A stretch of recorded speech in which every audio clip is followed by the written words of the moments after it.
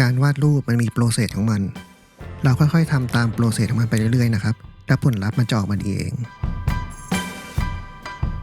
ถ้าพูดถึงเรื่องวาดรูปแบบดิจิตอลผมเองนี่ก็ยังนับว่าเป็นมือใหม่อยู่นะเริ่มวาดมาได้แค่ 5-6 เดือนและนี่คือสิ่งที่ผมกำลังจะบอกคุณเกี่ยวกับการเริ่มต้นของการวาดดิจิตอลแบบมือใหม่นะครับขั้นแรกหลังจากที่เราหา reference มาแล้ว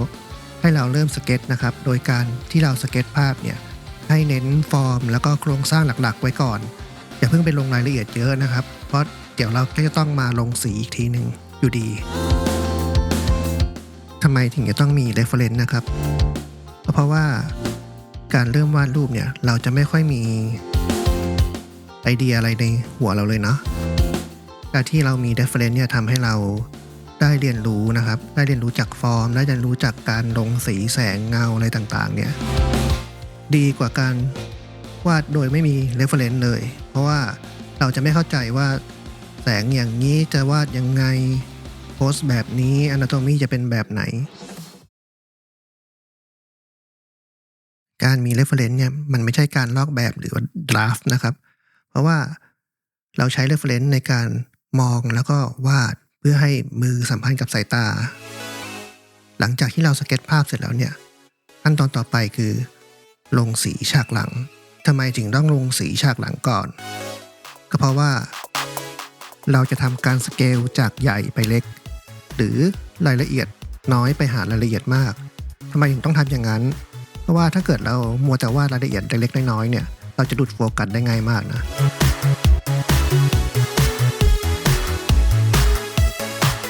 ตรงนี้สำคัญเลยแสงที่ฉากหลังเนี่ยผมปรับเลเยอร์ให้เป็นแบบแอดนะครับแอดแล้วก็มีวงเล็บ glow ด้วยเพื่อที่จะทำให้แสงมันออกมาเหมือนแสงจริงมากที่สุดนะถ้าเราไม่กด blend mode ให้เป็นแอดเนี่ย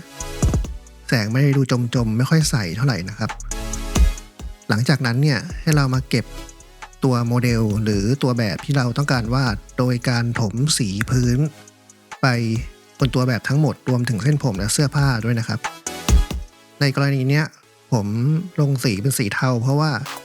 รูปต้นฉบับเนี่ยมันค่อนข้างจะมืดเพราะถ้าเราลงสีพื้นให้เป็นสีสว่างไปเนี่ยผมว่าเราหลุดโฟกัสแน่นอนเพราะว่าคอนทราสต์มันจะจัดมากนะครับและมันจะทำให้เราลงสีที่เป็นส่วนสว่างไฮไลท์หรือว่าที่เป็นส่วนของชาโดว์ที่เป็นเงาเนี่ยยากมากจากนั้นเริ่มลงสีก้อนผม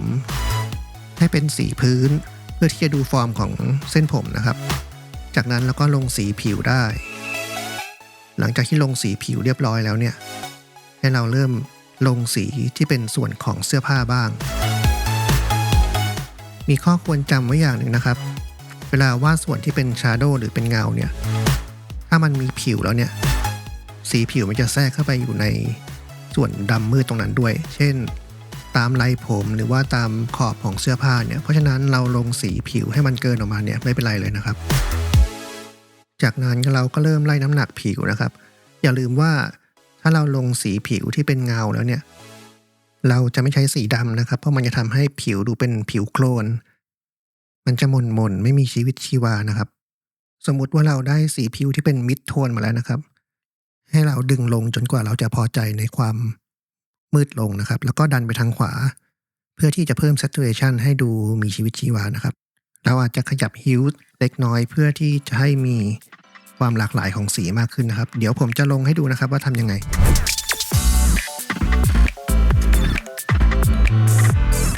หลังจากที่เราลงสีผิวเสร็จแล้วให้เราค่อยๆมาเก็บรายละเอียดที่ใบหน้านะครับโดยใน reference เนี่ยใบหน้าของตัวแบบมันจะมีริมไลท์เข้ามาให้เห็นเพราะฉะนั้นขอบของเส้นที่อยู่ตรงโครงหน้าเนี่ยก็จะเพิ่ม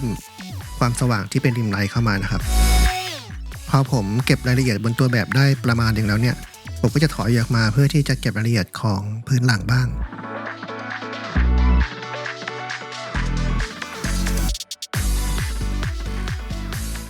การวาดพื้นหลังเนี่ยแม่งหนังชีวิตสำหรับผมเลยบอกเลยว่าใช้เวลานานมากเลเยอร์ก็เยอะแต่สำหรับเพื่อนๆแล้วอาจจะสนุกก็ได้นะผมก็ไม่รู้เหมือนกันว่าเป็นที่ผมคนเดียวหรือเปล่าที่วาดพื้นหลังแล้ว รู้สึกเหนื่อยมาถึงขั้นตอนสุดท้ายแล้วตอนนี้ผมกำลังจะเพิ่มเลเยอร์แสงบนสุดนะครับเพื่อที่จะทำให้แสงโกลว์ออกมาเหมือนมีแสงลอดมาจากหน้าต่างเหมือนที่วัยรุ่นเขาชอบถ่ายรูปย้อนแสงกันอะไรประมาณนั้นนะครับหลังจากที่ระบายแสงโกลว์ออกมาแล้วเนี่ยผมจะลองเล่นตัว blending mode ดูว่า blending mode อันไหนที่มันเหมาะกับภาพนี้มากที่สุดนะผมก็ลองปรับไปเรื่อยๆนอกจากแสงที่โกลว์มาจากหน้าต่างแล้วเนี่ยผมจะเพิ่มอีกเลเยอร์หนึ่งคือทำให้ขอบมืดลงเหมือนเป็นพวกวิดเนสในการถ่ายรูปนะโดยการเพิ่มเลเยอร์มัลติพายทับลงไปใต้เลเยอร์แสงเนาะ